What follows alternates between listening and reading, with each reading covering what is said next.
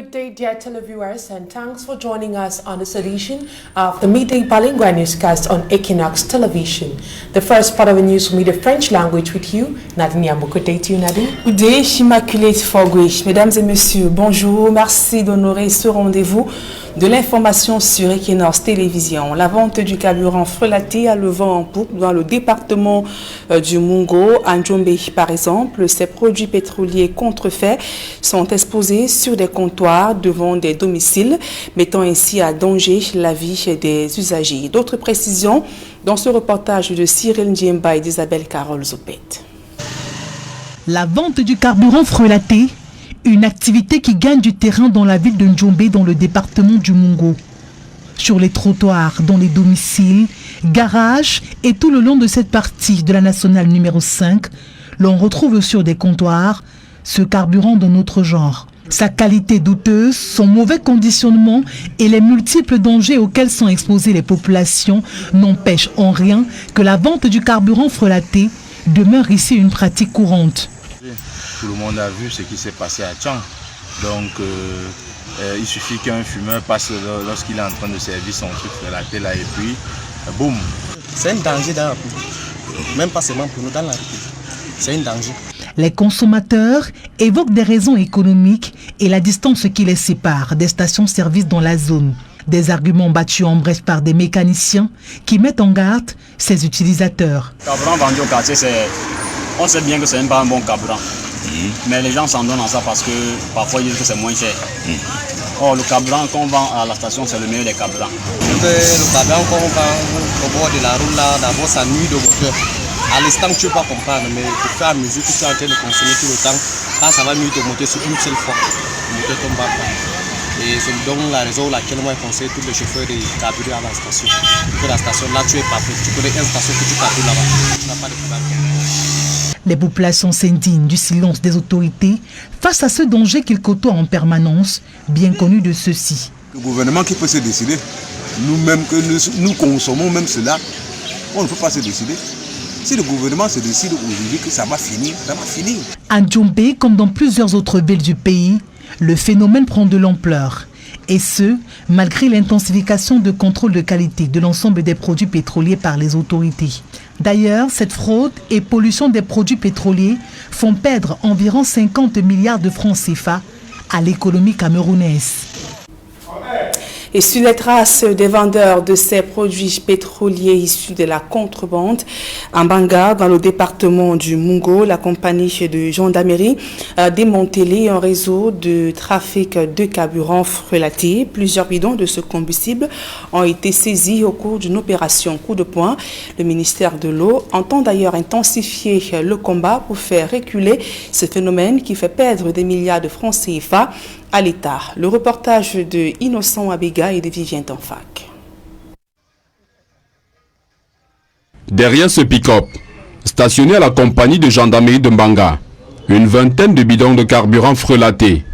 D'autres sont exposés dans la cour. Il s'agit là du butin ramené par le capitaine Jean-Cyril Fono et ses hommes au bout d'une journée de lutte acharnée contre une activité à la fois illégale et dangereuse qui fait perdre d'importantes devises à l'État du Cameroun et qui a déjà coûté la vie à plusieurs dizaines de personnes. Mis au courant de cette importante prise, le délégué départemental du ministère de l'eau et de l'énergie pour le Mungo est allé saluer les efforts consentis par les éléments de la gendarmerie. La compagnie de gendarmerie, une fois de plus, vient de frapper un grand coup en mettant hors état de nuire ce fraudeur de carburant frelaté. Ces différents acteurs ont convenu d'une stratégie commune qui leur permettra de densifier le combat dans l'optique d'éradiquer en Banga la vente et la circulation du carburant frelaté. Le stock déjà saisi devrait être acheminé à Douala. 2 morts, c'est le bilan d'un accident de la circulation survenu hier à Limbé, dans la région du sud-ouest. L'irréparable s'est produit après qu'un camion transportant du ciment a perdu ses freins et a percuté un poteau électrique qui est tombé par la suite sur des populations, faisant ainsi donc 2 morts. On parle à présent de l'actualité hors de nos frontières au Congo-Brazzaville. Pour la fin de sa campagne électorale, Denis Sassou Nguesso a tenu meeting à Brazzaville. Il a rappelé les réalisations de son mandat malgré la pandémie de coronavirus qui a considérablement perturbé la vie de ce côté. Il annonce par ailleurs la construction d'un pont devant relier Brazzaville à Kinshasa. Le reportage de Carlos Minoué Gizogo, nos envoyés spéciaux. À Brazzaville, pour le dernier meeting de la campagne électorale de l'élection présidentielle de ce 21 mars, Denis Sassou Nguesso, tel le Rastignac de Balzac, s'est posé en une figure déterminée au-delà des fragilités de la capitale congolaise. C'est donc par la symbolique, en transcendant la géographie éclatée de Brazzaville, où l'on habite par affinité tribale, que Denis Sassou Nguesso a choisi un point de rassemblement, le boulevard Alfred Raoul, une plaque forte de la capitale où le Congo s'est souvent retrouvé.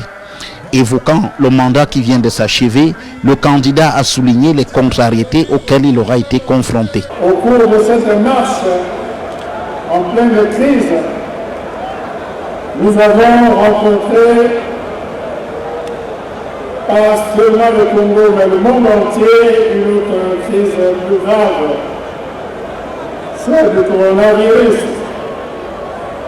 qui a plombé les économies du monde entier. Néanmoins, après avoir listé les réalisations, malgré tout, il a énuméré les chantiers à venir. La République démocratique du Congo et le Congo, nous avons la mission de construire un pont route-rail sur le fleuve Congo. Nous allons lancer effectivement et mettre en œuvre l'assurance maladie universelle. Dès lors, pour Denis Sassou Nguesso, l'issue du scrutin de ce 21 mars ne fait plus aucun doute. Il n'y a plus de doute. Regardez, il n'y a plus de doute. À partir du 21 mars prochain, nous allons poursuivre ensemble la marche vers le développement. Ce sont les électeurs qui auront donc la tâche de confirmer cet optimisme bon teint du candidat Denis Sassou Nguesso. Sur le boulevard Alfred Raoul à Brazzaville, pour Equinox Télévision, Carlos Minoué, Gizogo.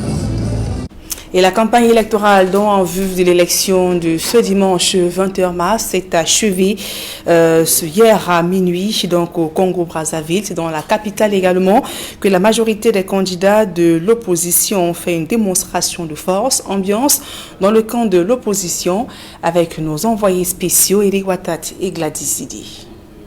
C'est à l'esplanade de la mairie de Mungali, dans le 4e arrondissement de Brazzaville, que le candidat de l'opposition, Mathias Zong, a tenu son dernier meeting de campagne. Ici, ses partisans font appel aux ancêtres à travers des rites pour garantir la victoire à leur candidat. D'entrée de jeu, Mathias Zong évoque le sort réservé aux prisonniers politiques, anciens candidats à l'élection présidentielle au Congo. Jean-Marie Michel Mokoko, André Kobi Salissa. C'est ça, non? Nous avons toujours demandé les libérations inconditionnelles. Et je le répète, il faut qu'ils soient libérés. Participer à une élection présidentielle, ce n'est pas un délit.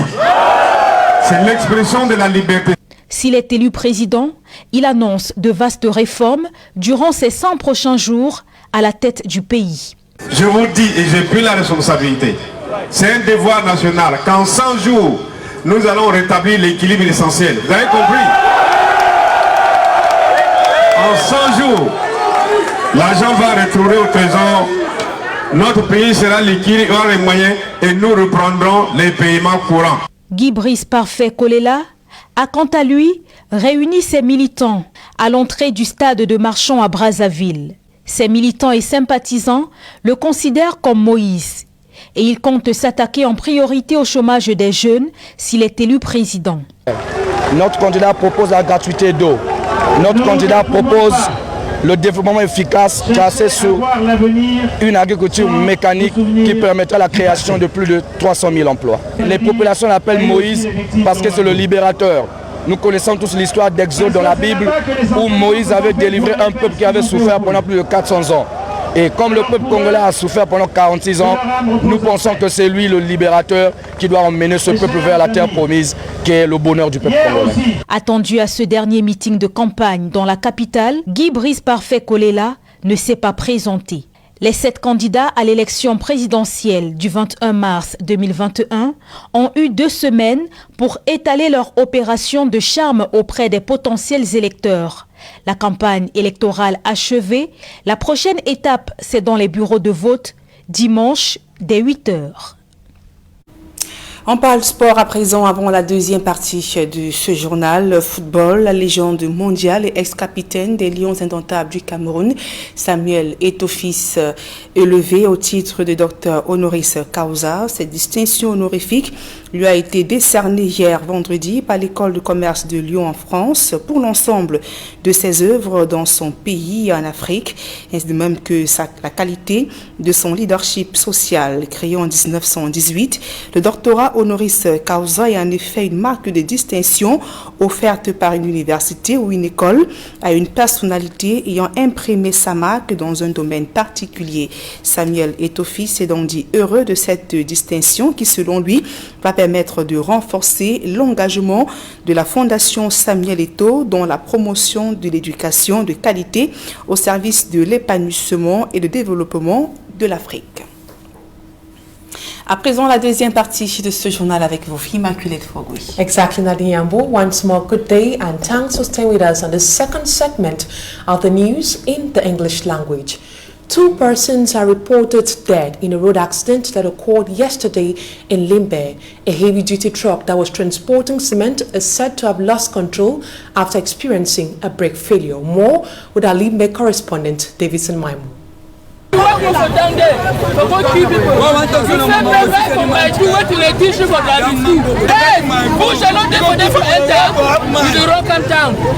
In anger, city dwellers blame the truck driver for not diverting the truck to a less populated area. It's a new driver, doesn't know the town. If you know how Limbe is, cannot drive from my forehead without failure. Downtown to comprehensive, without diverting anywhere around to come and continue my one. The truck, which was transporting cement from Douala to Limbe, we are told suffered from brakes failure, descending the Maifol Hill. He lost control, the brakes failed, and then got his way into town and started crushing things, killed a girl here, injured, I think, 1 boy, and the driver himself is injured. It was fully loaded with cement. At that time, there were school children around. Some truck drivers who preferred to be anonymous say diverting the truck from Maitu towards a sonorous stretch of road will simply means hitting a fueling station located around the area, which would have been more disastrous. One-time mayor to the Limbe 1 Council, Dr. Daniel Matuteliunga, had denied the construction of the fueling station, which to him, the site could have been used as a sandbank for brakes-failed vehicles descending the hill. By news time, this reporter cannot independently confirm the number of deaths or casualties, as it was alleged some persons were still under the truck. Now we have recorded 2 deaths. One lady that was on a bike who tried to escape and landed just in front of the camion, and the other lady who was from school. And those students, they were having books without no names written on it. I don't understand it. It's only after the uploading now we'll be able to tell whether there are people under or there are other injuries. The injured are presently receiving treatment at the Limbe Regional Hospital, while the remains of the deceased deposited at the morgue in Limbe. Davison Maimo reporting in Limbe, southwest region of the country. And we stay in the southwest region of Cameroon, where ex-separatist fighters living in the Disarmament, Demobilization and Reintegration Center in Boya took to the streets protesting against poor living conditions and the unfulfilled promises of the government. They blocked the way into and out of Boya, and they took to the streets ahead of the announced visit of the coordinator of the DDR Center, Fayingo Francis. More with Derek Chatu. Here is the entrance into the Disarmament Center, and right here, these are the ex-separatist fighters. The road has been barricaded for over 3 hours now. Circulation has been perturbed, And at this particular moment, the Secretary General at the Southwest Governor's Office is just from talking with them.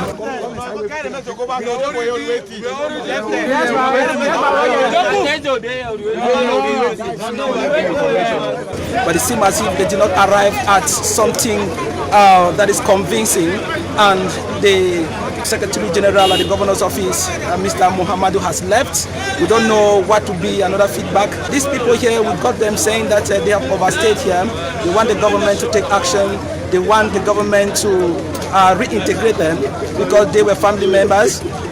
They are parents, they are husbands, and they want that their families should be catered for, or they should equip them to be able to cater for their families. So at this particular moment, we have just seen some element of the National Gendarmerie about reinforcement, and we don't know what instructions the Secretary General must have left behind for them, but it is very calm. We have seen the police, we have seen the element of the National Gendarmerie, and of course the ex-separatist fighters. They are still there, and the road is still barricaded. Well, we equally gathered that the National Coordinator, Mr. Fayego Francis, will be coming tomorrow, that is Saturday, but as of now, the road from the DGR Center is barricaded, and security reinforcement is evident. Derek Jato for Equinox Television News, signing out. Out of the southwest region, we now take you to the Lithura region, where a significant quantity of illicit fuel has been seized by elements of the National Gendarmerie in Banga. The products were confiscated during an operation led by the Banga Gendarmerie Commander, Captain Cyril Fumuk. More with Smart Chikan Gabriel. At the esplanade of the Gendarmerie Company office in Banga, several gallons of adulterated fuel seized by gendarme officials. The seizure was done during an operation led by the Gendarmerie Company Commander, Captain Cyril Jean Momo, in several neighborhoods of Banga in the Mongo Division. Present at the Gendarmerie Company office after the seizure was the divisional delegate in charge of water and energy of Mongo. La compagnie de gendarmerie de Banga, qui une fois de plus vient de frapper un grand coup en mettant hors état de nuire ces fraudeurs de carburant frelaté. The seizure of the adulterated fuel falls in line with government's fight against the sale of illicit fuel along the roadside, which is very dangerous. The fuel was later transported to Konsamba.